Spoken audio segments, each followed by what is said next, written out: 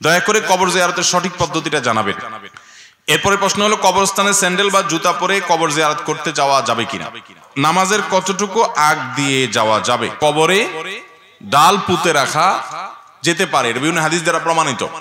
নবী করিম সাল্লাল্লাহু আলাইহি সাল্লাম দুই ব্যক্তির কবরের পাশ দিয়ে যাচ্ছিলেন, তাদের কবরে আযাব হচ্ছিল, তিনি ওহীর মারফত জানতে পারলেন। তখন তিনি একটা খেজুরের ডাল আনতে বললেন, আনার পর সেটা ভেঙে তাদের কবরে তিনি পুঁতে দিলেন। এবং কোন কোন সাহাবী তার মৃত্যুর আগে ওসিয়ত করে গেছেন ডাল পোতার কথা। এই জন্য আমাদের মৃত মানুষদেরকে দাফন করার পর তাদের কবরে যদি আমরা ডাল পুঁতে রাখি, তাহলে ইনশাআল্লাহ বিইذনিল্লাহ এই হাদিসের উপর আমল হবে। কিন্তু আমাদের সমাজে প্রচলিত আছে যে চার কোনায় চারটা ডাল নিয়ে চারজন মানুষ দাঁড়ায় এবং তারা এটাকে একজন একজন করে পুঁততে থাকে। এরকম কোন পদ্ধতির কথা হাদিসে কোথাও বলা হয় নাই। অতএব কবরবাসীর আরামের জন্য আমরা যেরকম জিয়ারত করব, তাদের দোয়া করব, মাগফিরাতের জন্য দোয়া করব, ঠিক একইভাবে তাদের কবরের উপরে গাছ লাগানো, ঘাস লাগানো, এগুলো সবগুলোই যেতে পারে। বিশেষ করে ডাল পোতার কথাও বিভিন্ন হাদিস দ্বারা যেহেতু এই আমলটা সাবেত আছে, বিধায় এটিও করা যেতে পারে, কোনো অসুবিধা নেই। এরপরে প্রশ্ন হলো, নামাজের কতটুকু আগ দিয়ে যাওয়া যাবে, অর্থাৎ নামাজি ব্যক্তির কতটুকু সামনে দিয়ে যাওয়া যাবে? এটা হলো প্রশ্ন, খুব দরকারি একটা প্রশ্ন।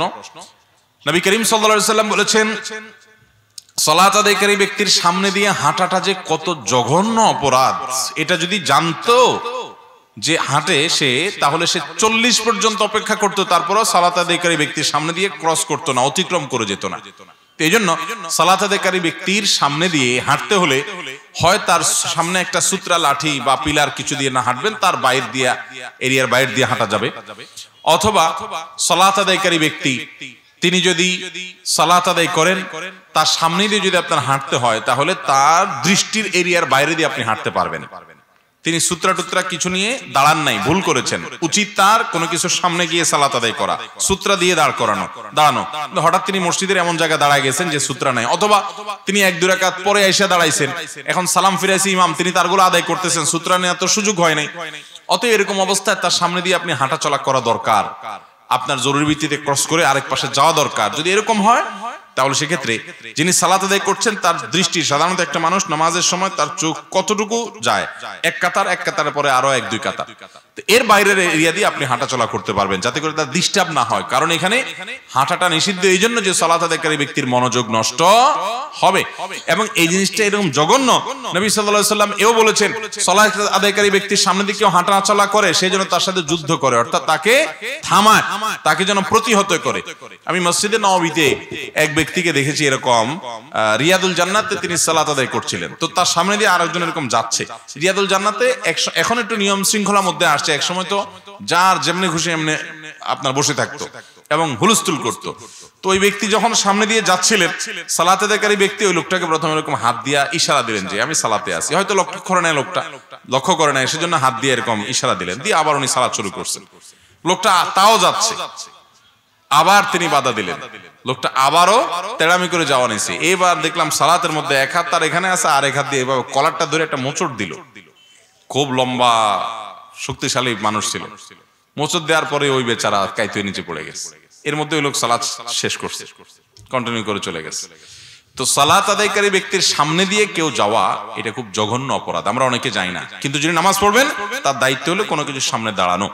যদি তিনি ভুলে যান অথবা তিনি মাসবুক হন, তাহলে সেক্ষেত্রে তার সামনে দিয়ে হাঁটতে হলে তিনি যে কাতার এই সালাত আদায় করছেন তার আরো 1-2 কাতার রেখে আপনি সামনে দিয়ে যাবেন, যাতে তার দৃষ্টির এরিয়ার বাইরে চলে যান। যদি তার কাতারের এরিয়ার বাইরে, অর্থাৎ সেজদার এরিয়ার বাইরে দিয়ে যান, অনেক উলামা ইকরামের মতে জায়েজ হবে। কারণ হলো সেজদার এরিয়া পর্যন্ত হলো তার মনোযোগ নষ্ট হওয়া না হওয়ার হক আছে, এর বাইরে দিয়ে আপনি গেলে সেটাতে অসুবিধা নাই। কিন্তু এহতিয়াত এবং সতর্কতা হলো যে সালাত আদায়কারী ব্যক্তি যে কাতারে নামাজ পড়ছে ওইটা সামনে আরো 1-2 কাতার বাদ দিয়ে তারপর আপনি হাঁটা চলা করলে করতে পারেন। এরপরে প্রশ্ন হলো, কবরস্থানে স্যান্ডেল বা জুতা পরে কবর জিয়ারত করতে যাওয়া যাবে কিনা? কবরস্থানে যখন আমরা প্রবেশ করব, বিশেষ করে কবরের উপরে যখন আমরা যাব কোনো প্রয়োজনে, তখন আমরা জুতা স্যান্ডেল পরে গেলে হারাম হবে না, নাজায়েজ বা গুনাহ হবে না। তবে জমহুর উলামা ইকরামের মতে কবরস্থানে জুতা খুলে প্রবেশ করাটা সুন্নাহ। জুতা খুলে প্রবেশ করাটা কি সুন্নাহ, এটা হলো বেশিরভাগ উলামা ইকরামের মত। এটা ভালো, কবরস্থানে ঢোকার সময় জুতা খুলে প্রবেশ করতে পারলে। দয়া করে কবর জিয়ারতের সঠিক পদ্ধতিটা জানাবেন। কবর জিয়ারতের সঠিক পদ্ধতি কি? আপনি কবরস্থানে যাবেন, যে কবরবাসীকে সালাম নিবেদন করবেন, সালামুন আলাইকুম দারা কওমিল মুমিনিন ওয়া ইন্না ইনশাআল্লাহু বিকুম লাহিকুন। হে ঈমানদার বাসিন্দারা কবরের, তোমাদের প্রতি শান্তি বর্ষিত হোক আল্লাহ তাআলার। আমরা তোমাদের সঙ্গে অচিরেই যুক্ত হব এই কবরে এসে। আমরাও মরবো, মৃত্যুবরণ করতে হবে, আমরাও আসতে হবে, এখানে আসবো। কবরবাসীদের সালাম নিবেদন করবেন, আসসালামু আলাইকুম ইয়া আহলাল কবর।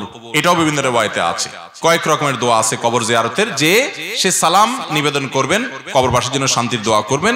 এটাই হলো মূলত কবর জিয়ারত, সাক্ষাৎ করা এবং দোয়া নিবেদন করা। এরপরে প্রশ্ন হলো, আমি একটা মেয়ে শিশু দত্তক নিয়েছি, এই মেয়েকে আমি আমার সম্পদ কিভাবে বন্টন করব? কোরআন ও হাদিসের আলোকে বলবেন। বিশেষ দ্রষ্টব্য, আমার নিজের কোনো অরসজাত সন্তান নেই। আপনার অরসজাত যদি সন্তান নাও থাকে, আপনি যাকে দত্তক নিয়েছেন সে মূলত আপনার সম্পদের কোনো ভাগ পাবে না। আপনার মারা যাওয়ার পরে তার জন্য কোনো হিস্সা নির্ধারণ করা নাই, কারণ সে তো আপনার আসল সন্তান না। তার যে জন্মদাতা বাবা, তার গর্ভধারণকারিণী মা, সে মূলত তাদের সন্তান। দত্তক নিলে সে কোনোদিন সন্তান হয় না, কিন্তু আমাদের সমাজে আমরা তাদেরকে সন্তান বানায় ফেলি। আল্লাহ বলেছেন, উদউহুম লিআবাইহিম ওয়া আকসাতু ইনদাল্লাহ, সন্তানদেরকে তাদের বাবার পরিচয়ে ডাকবা, এটা আল্লাহর কাছে অধিক ন্যায়সঙ্গত, অতএব সেটা করতে হবে। এখন কথা হলো, সম্পদের কি করবেন? উত্তর হলো, সে আপনার মৃত্যুর পর আপনার সম্পদের কোনো ভাগ পাবে না। আপনার ভাই, আপনার স্ত্রী, আপনার মা, বাবা, অন্য যারা আছেন তারা আপনার সম্পদের ভাগ যোগ পাবেন, এই সন্তান পাবে না। তাহলে এখন কথা হলো, তাকে দত্তক রাখলাম, তার তো কিছু দরকার, তাহলে আপনি তাকে গিফট করে যান, এটা করতে পারেন। ওসিয়ত করে যেতে পারেন যে আমার মৃত্যুর পর তাকে আমার এই সম্পদটা দেওয়া হোক, ওই সম্পদটা দিয়ে দেওয়া হোক, ওই জমিটা, এই বাড়িটা দিয়ে দেওয়া হোক, অথবা জীবদ্দশায় তাকে আপনি গিফট করতে পারেন, কোনো অসুবিধা নেই। নিজের আপন সন্তানকে গিফট অর্থাৎ মৃত্যুর পরের জন্য ওসিয়ত করে যাওয়া যায় না, কিন্তু এই যেহেতু আপন সন্তান নাই, জন্য তার নামে ওসিয়ত করে আপনি দিয়ে যেতে পারেন, কোনো অসুবিধা নেই, সেটা আপনার যতটুকু খুশি।